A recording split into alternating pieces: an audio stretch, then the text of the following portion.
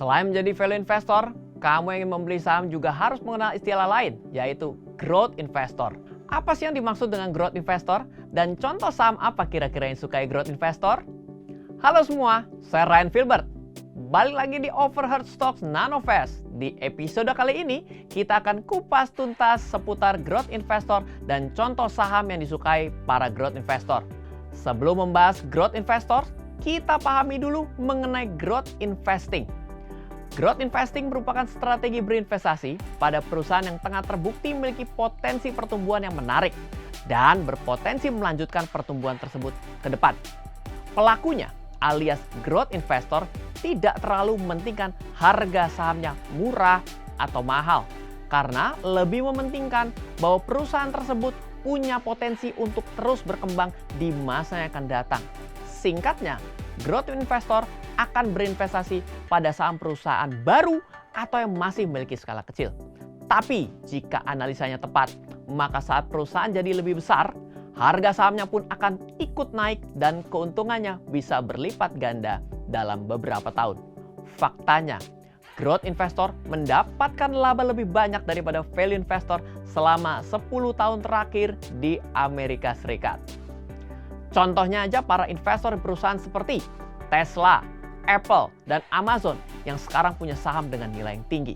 Tapi hati-hati, strategi ini juga beresiko apabila perusahaan untuk investasinya tidak tumbuh sesuai harapan karena analisis yang salah.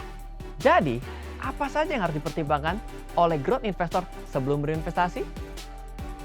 Pertimbangan pertama adalah historical earning growth, yaitu memiliki saham perusahaan yang memiliki earning growth stabil selama 5 hingga 10 tahun ke belakang.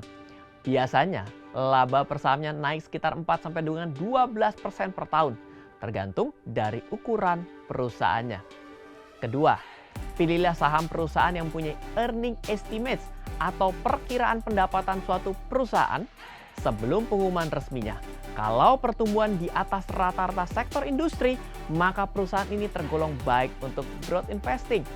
Ketiga, lihat juga profit margin atau selisih keuntungan perusahaan. Kalau menunjukkan peningkatan pendapatan perusahaan sebelum dikurangi pajak dari tahun ke tahun, maka perusahaan ini juga bisa dipertimbangkan untuk growth investing. Yang keempat, return on equity, yaitu nilai yang diperoleh dari pembagian net income dengan shareholder equity. Kalau terus meningkat, berarti manajemen perusahaannya bagus dan keuntungan yang didapatkan stabil terus dari tahun ke tahun. Ini juga menjadi perusahaan yang dipilih oleh growth investor. Pertimbangan yang terakhir adalah melihat harga sahamnya. Kalau meningkat paling tidak 2 kali lipat dalam 5 tahun terakhir, berarti perusahaan ini adalah kandidat growth investing yang baik. Nah, itu tadi penjelasan tentang growth investor dan saham favorit yang disukai oleh para growth investor.